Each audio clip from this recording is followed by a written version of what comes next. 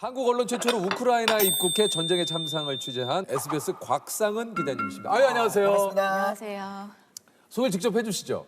안녕하세요. 저는 SBS 보도국의 곽상은 기자입니다. 지금 정치부 국제팀에 있습니다. 아유, 먼저 우크라이나하고 러시아 이 전쟁이 좀 일어난 이유부터 조금 좀 설명을 해주시자면.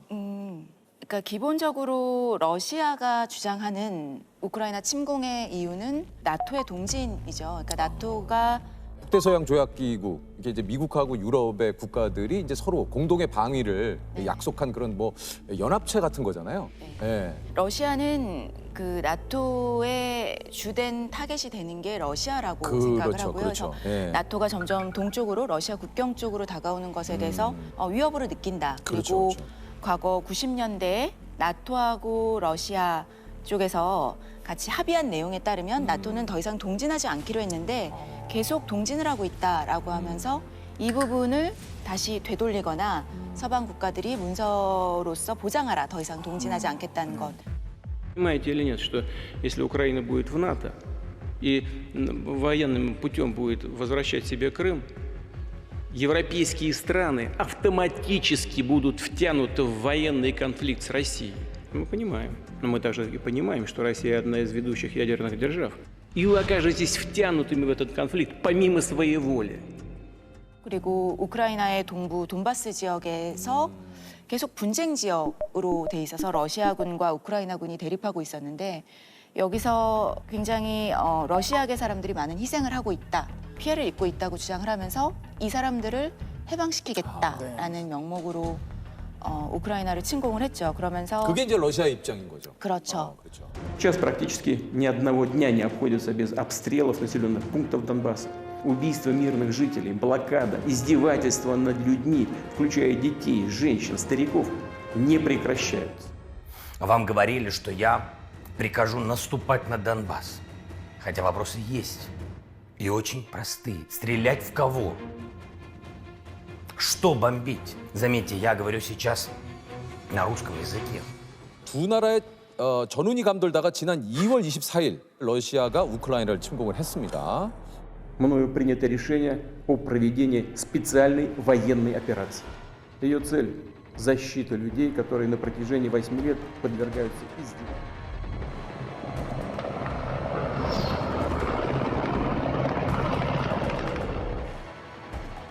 21세기의 유럽에서 이런 규모의 전쟁이 일어날 수 있다는 것에 대해서 많이 충격들을 받았고 맞아요. 그 과정에서 러시아가 여전히 유럽 대다수 국가들에게 위협이 될 수밖에 없다는 것을 다시 한번 깨닫게 하는 계기가 됐죠. 그리고 푸틴 대통령이 여전히 구소련 체제에 대한 향수를 갖고 있는 것 아닌가. 그것이 굉장히 현대 사회에 위협이 되고 있다라고 생각을 하게 된 것 같아요. 그래서 더 많은 국가들이, 북유럽 국가들이 또 나토에 들어가겠다고 지금 그렇죠, 그런 그렇죠. 움직임이 핀란드도 생긴 지금 거죠. 이제 나토 가입을 네, 선언을 추진하고 했고요. 전쟁 발발 후에 바로 취재를 가신 겁니까? 저희가 전쟁이 나기 며칠 전에 첫 번째 선발대 팀이 출발을 했어요. 그리고 전쟁이 나고 나서 가겠다고 의사를 표명한 기자들 중에서 제가 일단 2차로 가게 됐죠. 가게 되신 거예요. 네. 직접 지원을 하신 겁니까? 지원하지 않는 기자는 보낼 수가 없어요. 이게 근데 그 여권법이 있어가지고 우크라이나로 바로 들어가지는 못하셨어요. 네, 맞아요. 그때까지만 해도 외교부가 그 여행 금지 국가로 지정을 하고 나서 가족이 우크라이나에 있는 그런 교민들조차도 다시 우리가 들어가는 것을 허락하지 않는데 언론도 절대 허락해 줄 수 없다. 이런 입장을 고수하고 있었어요. 기자님이라도 함부로 들어갈 수가 없는 거군요. 현행법 위반이 그렇죠. 되니까요. 네. 현행법 위반. 그것 때문에도 많은 이슈들이 현재 있고요, 맞죠? 네, 그래서 처음에는 그러니까 저희 취재가 우크라이나와 국경을 맞댄 나토 회원국들이죠. 폴란드나 루마니아 국경지대로 많은 우크라이나 피난민들이 몰려오고 있었어요. 그래서 그 사람들을 취재하기 위해서 국경지대로 가게 됐고요. 근데 제가 가서 보니까 우크라이나 부주지사가 와서 인터뷰를 하는 거예요. 그러니까 나토 회원국들, 루마니아 국민들한테 감사하다 하고 인터뷰를 하고 다시 또 우크라이나로 들어가는 거죠. 그래서 피난민들이 나오는 루트뿐만 아니라 우크라이나로 들어가는 루트도 이 정도라면 안정적으로 통행이 가능한 거 아닌가라고 생각을 해서 그때부터 이제 얼마 정도의 거리가 걸리는지 그리고 만약에 체르니우치에서 긴급한 상황이 되면 어떻게 나토 회원 국가로 빠져나올 수 있는지 대피를 이런 해야 것들을 되는지. 그런 것들을 사전 취재를 해서 외교부의 설득 작업에 들어간 거죠. 네, 제가 지금 있는 이곳은 우크라이나 남서부에 위치한 도시 체르니우치입니다. 우크라이나 취재 계획과 경로를 정부에 전달한 지 약 보름 만에 최대 2박 3일 동안 취재를 진행할 수 있는 허가증을 발급받아 전쟁 발발 후 한국 언론으론 처음으로 우크라이나 땅을 밟았습니다. 루마니아 쪽 국경을 넘자 무장 군인들이 지키는 우크라이나 국경 검문소가 눈에 들어옵니다.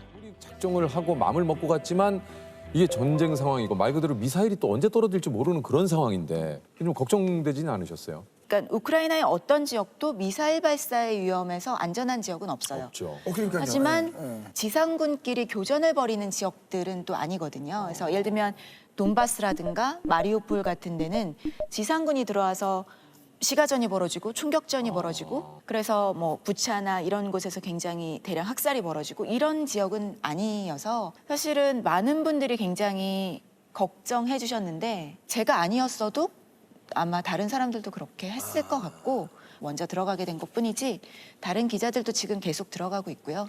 그래서 뭐 이게 사실 뭐 가장 이 힘든 상황에 계신 분들이 이제 우크라이나에 계시는 진짜 네. 우크라이나 국민 여러분들과 도움을 주시기 위해 가신 많은 분들이 또 진짜 그곳에서 노력을 또 하고 계신데 우크라이나 국경 지역인 루마니아 시레트에 도착을 했을 때 당시 상황은 좀 어땠습니까? 제가 그날 밤에 도착해서 아침 일찍 촬영을 나갔는데요. 이른 아침부터 피난민들이 정말 끊임없이 들어오고 있었어요. 그래서 우크라이나는 지금 특별한 사정이 없는 한 건강한 성인 남성들은 국경을 벗어날 수가 없어요. 동원령이 내려져 있기 때문에. 그래서 대부분의 국경을 넘는 사람들이 아주 어린 자녀들을 손을 잡고 오는 어머니들, 어린 손자, 손녀들을 데리고 나오는 할머니, 할아버지들 이런 분들이세요. 근데 루마니아 국경을 넘는 순간 굉장히 한편으로는 우크라이나를 벗어났다라는 것에 대한 안도감 그리고 동시에 거기에 남편, 아들 그렇죠. 그리고 아버지를 두고 왔잖아요. 내가 안전한 곳에 왔지만 마음까지 편할 수는 없는 거죠. 그런 그렇겠죠. 굉장히 네. 복잡한 신경들을 가지고 있었어요. 어. У мене душа вмирає, чесно. Дитина це відчуває. Наш хлопець наш тато, наш дідусь, брати всі лишилися там. Мій чоловік зараз в Україні, він в Києві, і там дуже страшна зараз ситуація. Але він там. 우리 거기 계신 분들하고 좀 이야기를 또 많이 나눠보셨을 것 같은데 네. 어떤 이야기들 좀 하시던가요? 전체 출장 기간을 따지면 한 달 넘게 있었는데요. 그렇군요. 생각나는 분들이 되게 많이 있어요. 네. 제가 체르니우치에서 만난 젊은 커플이 있었는데 동영상을 보여주는데 정말 그 바로 앞에서 계속 로켓이 떨어지는 거예요. 그런 것들을 다 찍었더라고요. 지하에 숨어 지내던 부부는 집 마당에 로켓이 떨어지자 결국 피난을 결심했습니다. 근데 그분 같은 경우는 알고 봤더니 와이프가 만삭이었고 그리고 본인은 이틀 뒤에 군대에 들어오라는 입영 통지서를 받은 상태였어요. 젊은 남성이었기 때문에. 폭발을 가까스로 피해 이곳에 도착했지만 남편은 이틀 뒤 입대하란 징집 통보서를 받았습니다. I'm not scared to fight against these occupational militaries, but I'm very scared for my wife. 아내는 현재 만삭, 낯선 도시에 혼자 남아 아기를 낳아야 합니다. My husband leaves me. I don't know anyone here. I need to change my life completely. 담담하게 인터뷰를 이어가려 애쓰던 부부는 끝내 취재진 앞에서 서로를 안고 오열했습니다. 그리고 제가 루마니아 들어갈 때 만난 아프리카에서 직업을 갖고 일을 하다가 고국에서 전쟁이 났다는 얘기를 듣고 직장을 그만두고 다시 고국으로 싸우러 들어가는 오데사의 시민분 인터뷰했었는데요.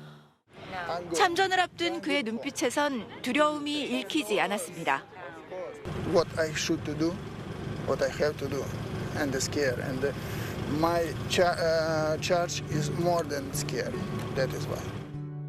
사실 우리가 모두 나라에서 전쟁이 난다고 하면 나라를 지키겠다고 하지만 정말 외국에 머물고 있을 때 바로 짐을 싸들고 들어가는 것은 생각보다 굉장히 많은 용기를 필요로 하는 일일 거예요. 그런데 두려운 것보다 나라에 대한 나의 책임감 그리고 나라를 지켜야 한다는 마음이 훨씬 더 나를 강하게 이끈다. 요인이 되고 있다라고 말했을 때 정말 대단하다는 생각이 들면서도 한 명 한 명의 굉장히 어려운 선택들을 해야 되는 사람들. 네, 안타깝죠. 전투복을 입고 무장을 한 이 여성들은 서슬퍼런 목소리를 냈습니다. Мы будем уничтожать врага на каждом сантиметре украинской земли. І ми ні на кого не нападали, ми захищаємо своє. Ні, це просто як від душі, від серця, та як допомога армії.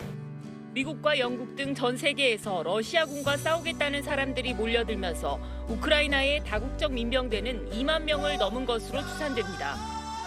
그분들이 공통적으로 기자님에게 좀 전하고 싶은 메시지가 있다고 그래요. 그러니까 모두가 굉장히 쉽지 않은 인터뷰 그리고 굉장히 고통스러운 삶의 부분에 대해서 얘기를 하는 거기 때문에 아, 그렇죠. 방송 카메라 앞에서 이렇다 저렇다 설명을 해주는 게 마음 편하지 않을 수 있어요. 근데 그분들이 계속 얘기했던 게 우리의 상황을 정확히 알려달라. 그리고 우리가 잊혀지지 않도록 알려달라라는 목소리들이 굉장히 간절했고 그래서 굉장히 본인들에겐 힘든 얘기인데 기꺼이 얘기를 해주셨던 것 해주신 같아요. 거군요. 네. 뭐 2박 3일 정도 그 우크라이나에 가서는 또 어떻게 또 취재를 또 하셨습니까? 일단 군부대를 좀 취재를 하고 싶었어요. 근데 군부대에 들어가는 것은 보안상의 이유로 성사되지 못했지만 군인분을 나와서 인터뷰를 했고요. 그리고 거기에 있는 경보 사이렌이 울릴 때마다 사람들이 피해서 숨어 들어가는 지하의 방공호들 그리고 거기서 전쟁에 직접 참여하진 않지만 무기와 관련된 것들을 만드시고 뭐 그런 시민분들도 취재를 했고요. 전쟁의 현장이지만 눈물만 있는 건 아니고 이렇게 좌절해 있는 모습보다는 나라를 위해서 무엇을 할 수 있나를 찾으시는 분들, 나라를 이어가겠다, 나라의 땅을 지키겠다, 그리고 우리나라 사람들을 위해서 뭔가를 하겠다는 의지가 굉장히 강한 그런 것들이 같이 있는 현장이죠. 뭐 사실 그 우크라이나에 계신 많은 그 분들도 그렇고 저희들도 이렇게 바라는 건 빨리 이 전쟁이 조금 끝나고 진짜. 예, 각자의 좀 일상으로 돌아가는 게 진짜 누구나 바라는 거 아니겠습니까? 예, 진짜 그런 날이 좀 빨리 왔으면 좋겠습니다. 어서 빨리 왔으면 좋겠어요, 정말. 저도 그 뉴스를 통해서 봤습니다만 이제 국경 지역에 있는 뭐 루마니아나 이제 폴란드에 계시는 그 시민분들이 이렇게 따뜻한 차를 이렇게 뭐 오신 분들에게 좀 나눠주시거나 이렇게 또 폴란드였나요? 그 많은 분들이 그 유모차를 굉장히 많이 이렇게 두셔가지고 혹시 아이들하고 같이 오는 분들이 유모차를 이용할 수 있도록 참 그런 거 보고 정말 이게 야 그래도 이게 우리 그 전 세계가 이렇게 서로 또 인류애로 이렇게 끈끈하게 또 이어지는구나 이런 생각 좀 들었거든요. 예. 전쟁이 사실은 한쪽에서는 우리 인간의 가장 잔혹한 면 그리고 가장 비이성적인 면을 보여주는 현장이지만 그 다른 이면에는 정말 그런 인류애를 확인할 수 있는 그러니까요. 곳이기도 해요. 진짜 그런 것 같아요. 우크라이나에서 이제 돌아오면서 당신들의 이야기를 다시 듣기 위해 돌아가겠다라고 이제 스스로 좀 다짐을 했다고 해요. 네, 바라건대 좀 평화 안정을 되찾은 상황에서 재건에 나선 우크라이나 사람들을 취재해서 보도하고 싶다는 바람이 있는데 그 전에라도 잊혀지지 않도록 이 사람들이 잊혀지지 않도록 이분들의 얘기를 전해야겠다라는 생각을 했었어요. 좀 취재하면서 좀 책임감을 느끼게 된 것 같아요. 네. 시간이 길게 지나다 보면 전과 같은 관심을 갖지 못하게 되는 게 너무 당연한 거예요. 너무 당연하고 자연스러운 건데 저는 거기를 취재했던 기자로서 계속 여러분들이 잊지 않으시도록 제가 할 수 있는 역할을 하려고 합니다. 네.